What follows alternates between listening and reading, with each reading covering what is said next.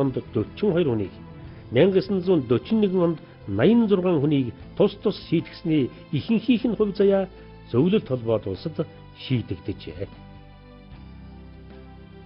Тэгэхээр нөхцөл байдал бол их одоо төвөгтэй ажилтай энэ үед бол ерөөсө зөвлөлтийн талаас чинь шууд л чиглүүлээд байсан байна шүү дээ. 1940 оны 7 дугаар сарын 10-нд Амаргуай гэдэг зөвлөлтийн дээд шүүх шийдэгсэн шүү дээ. Тэр Амаргуай хонг бол айхтар одоо үг байдаг шүү дээ. Бүгд найрамдах Монгол Ард улсын ерөнхий сайд асан амрын цаазлуулахын өмнө хэлсэн үг. 1941 оны 7 дугаар сарын 10. Би бол хэрэгтэн биш. Өрөдөгчсөн байцаал дээр надад хүчээр тулган хүлээлгсэн учраас түүн дээр өгсөн мэдүүлгээс нь татгалзаж байна. Бүгд найрамдах Монгол Ард улс хэрвээ тусгаар тогтносон улсын бол яагаад зөвлөлтийн шүүх намайг шүүж байгаа юм? Би Монголын ард түмэнд хайртай. Би Оросын ард түмэнд дэлгэхтэй. Харин улаантан тэдний засагт дургүй. Хэдээсэн том улс үндэстэн баг буурай улс үндэстний төрөмгөлн эзэлж өдөрдөгчдийн барьж хордог яг тийм маягаар зөвлөлт холбоот улс Монгол улсад хандаж байгаа.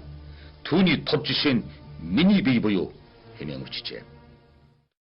Энэ хүний өгсөн Оросын одоо хотод яманд бариад өгсөн мэдүүлэг байгаа.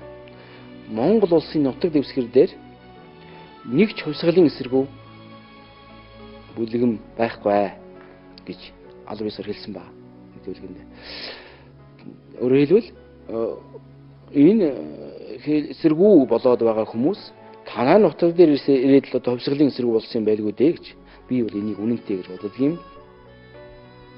Тэртээ 1933 онд Варшиловт бичсэн Чой Балсангийн Андгай тангараг бүхий загталд онцолсон үлдсэн бүх амьдралынхаа чин зориг болохоор амласан тэр нийтлэг үйл хэрэг гэх чинь чухам юу байсныг судлаачид одоо ч бүрэн тогтоогоогүй байна.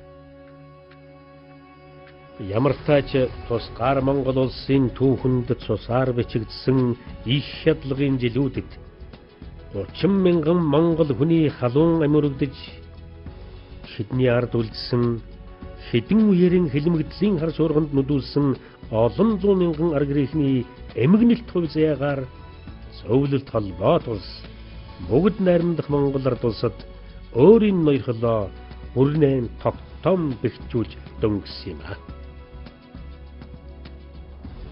Зөвлөлтийн заавар болон коммунист үзлийн Монголд ноёрхсон 70 жилийн энэ ноёрхол 1990 оны ардчилсан хувьсгалаар нуран унаж хар дарсан он жилүүдийн зүүднээс сэрээсэн ардчилсан хувьсгалын үр шимээр Монгол орон Москвагийн хатуу ширүүн шууд удирдлагаас анх удаа салж эрхчлөө тусгаар тогтнолоо жинхэнэ ёсоор эдлэх болсон билээ.